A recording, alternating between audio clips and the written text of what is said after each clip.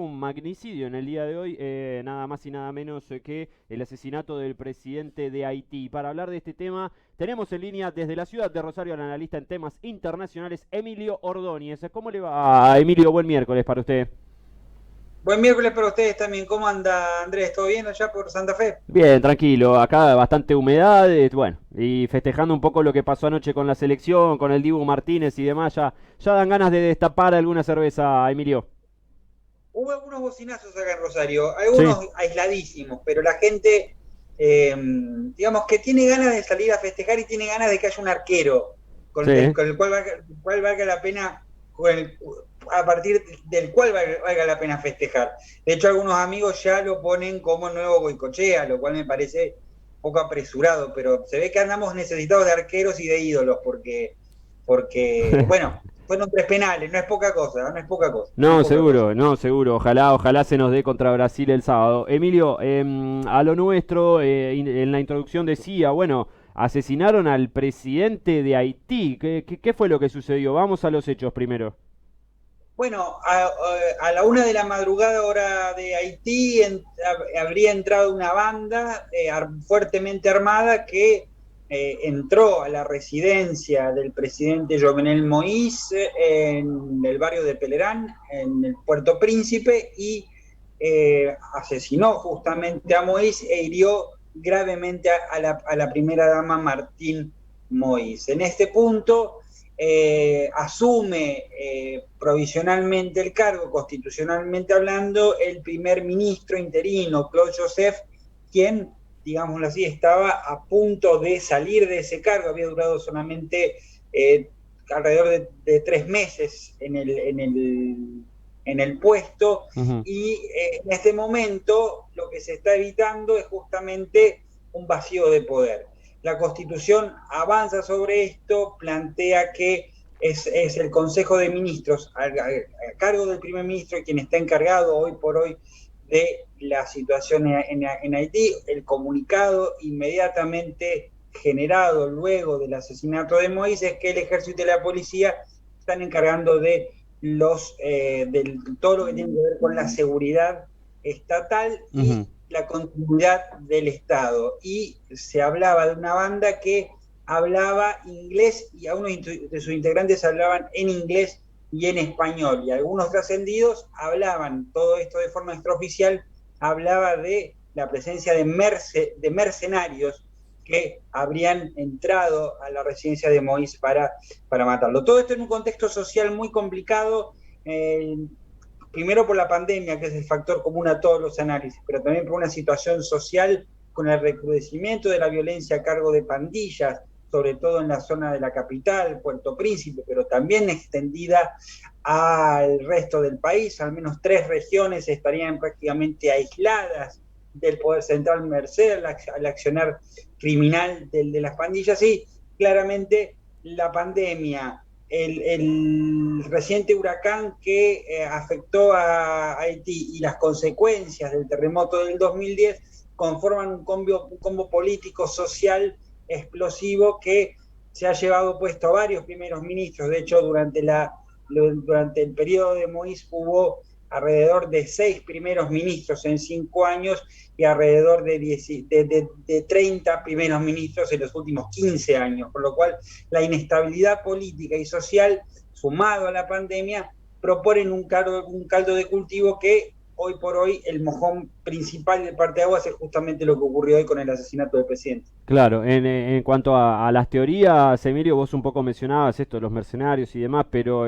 teorías políticas respecto a qué podría haber llevado, ¿no? A encargar semejante cuestión, nada menos que un magnicidio. Jovenel Moïse, en un reportaje el 7 de febrero al diario El País de España, había preconizado que podía ocurrir un magnicidio, primero y principal. Ujú.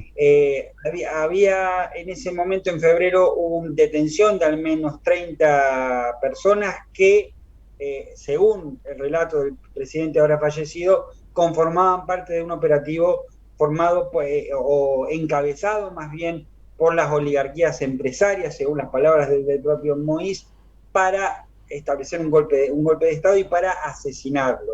Hoy hablar de esto implicaría la lógica indicaría que, bueno, que Moïse habría tenido razón, pero todavía no se sabe quién fue el autor material, no se saben los autores intelectuales. La relación, uno podría pensar, bueno, Estados Unidos ha tenido algo que ver, Estados Unidos tiene una gran influencia sobre el Caribe en general y ha tenido influencia sobre la política haitiana en particular, pero Jovenel Moïse, que venía también en un conflicto constitucional muy importante, no hay congreso en Haití porque no han habido elecciones en el último tiempo, se han retrasado, estaban para 2018 las elecciones, 2019, perdón, las elecciones del Congreso, y por la pandemia y por la cuestión social no se habían realizado, por lo cual estaba gobernando a golpe de decreto el presidente. Hay una situación, un vacío institucional en el cual la oposición lo estaba acercando a Moïse y contaba con el apoyo de Estados Unidos, tanto de Donald Trump como de Joe Biden. Por lo cual, este conflicto constitucional que se venía dando, en el cual Moïse había una interpretación encontrada entre una oposición que decía que el cargo había empezado, que la tenura de Moïse había empezado en el 2016, cuando fue elegido. De allí en adelante hubo un nuevo conflicto constitucional que hizo que se retrasara la toma del poder hasta el 2017. Bueno, Moïse decía, mi mandato termina en el 2022, la oposición decía que el mandato ya había terminado, inclusive hay un presidente autoproclamado también en Haití, un juez de la Corte Suprema, Joseph Messen, que no es reconocido por prácticamente nadie en el escenario internacional. Con lo cual, todo este combo todavía no habilita a pensar o a elucubrar posibles autores. Lo que estoy planteando es que muy probablemente Estados Unidos no haya sido ese autor en la medida que era el único apoyo fuerte, el único apoyo del todo con el cual contaba Jovenel Moïse para mantenerse en el poder en una situación explosiva. El asesinato probablemente profundice esta crisis, no la resuelva por sí, pero realmente la resuelva en un momento en el cual el principal desafío del nuevo gobierno haitiano es evitar el vacío de poder sin parlamento, con un primer ministro que no está ratificado por el Congreso, porque el Congreso no está activo, con lo cual hoy por hoy lo que se está planteando es cómo llegar a septiembre cuando sean las elecciones presidenciales y cuando se iba a armar un referéndum, cuando se iba a celebrar un referéndum para la reforma de la Constitución, que iba a implicar una reformulación del Congreso, una reformulación del sistema de poderes haitiano que estaba apoyado por Moïse, y que bueno, todo eso quedará aparentemente en veremos, por lo cual las dudas que se generan es que si el calendario electoral va a cumplirse o no. Hoy por hoy hay estado de sitio en Haití, hoy por hoy las Fuerzas Armadas y las Fuerzas de Seguridad tienen potestad, en el sentido de que hay tribunales militares, se asumen tribunales militares para la resolución de los conflictos en la calle, con lo cual es un impasse peligroso en un momento que es extendido, complicado y que se extiende por lo menos por la última década. Claro, voy a meter la cuchara acá, Emilio, ¿no? Porque tanto se dice no queremos ser Venezuela, o vayan a vivir a Cuba, o la mar en coche, ¿no? Ya sabe por dónde voy, ¿no? Y pocas veces se dice no seamos Haití, por ejemplo, ¿no? Un sistema capitalista históricamente empobrecido, desde que uno tiene memoria. Haití está sumido en la pobreza y en la crisis social y se habla poco de esto. Bueno, ahora que usted me dice que Estados Unidos suele apoyarlo, entiendo un poco más, quizás por qué no se habla de Haití. Pero que aparte tampoco está el componente ideológico dentro de Haití. No hay un gobierno, no hay una izquierda queriendo tomar el poder en Haití, no hay una izquierda fuerte. El sistema del partido en Haití, de hecho, está bastante disgregado. El partido de gobierno, en realidad, los partidos en Haití son poco más que plataformas que sostienen candidaturas puntuales, excepto